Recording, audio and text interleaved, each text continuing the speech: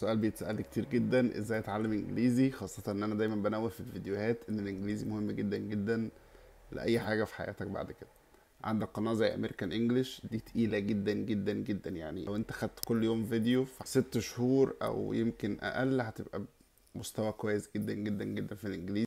ميزتهم ان زي ما احنا شايفين كده بيعرضوا عندك الفيلم وبيقولوا الكلام من غير ترجمة، فانت بتسمع الاول وبعدين بتعرف الترجمة وبيحط لك سبتايتل. بمعنى اصح كلنا عارفين ديسباسيتو، عارفين الكلمة، قادرين ننطقها كويس. لو انا قلت لك ديسباسيتو يعني ببطء، خلاص انت اصلا عارف الكلمة. هو الطفل اتعلم اللغة بالطريقة دي، هو قالوا له ان دي مية، قلد قال مية، بعد كده مسكها عرف ان دي مية. خلص الموضوع. انت بتسمع الكلمة الاول، بعدين حاول تعرف ترجمتها، مش شرط تعرف الترجمة الاول.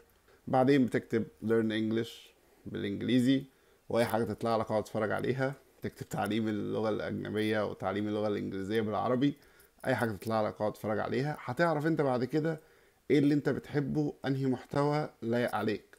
يعني انا فاكر ان انا اتعلمت من الراجل ابو طبلة ده اللي كان بيقول ان اون اد تقدر تتكلم شهور انجليزي ايام سنوات. ساعات. الموضوع هو بيكون مش عجبني، سهل هو ده بس اللي بتبدأ. خلاني الخطوة امشي الأولى وراه، تلاقي فاهم. فيديوهات. فهي الموضوع كده، انت دور انهي محتوى فيهم.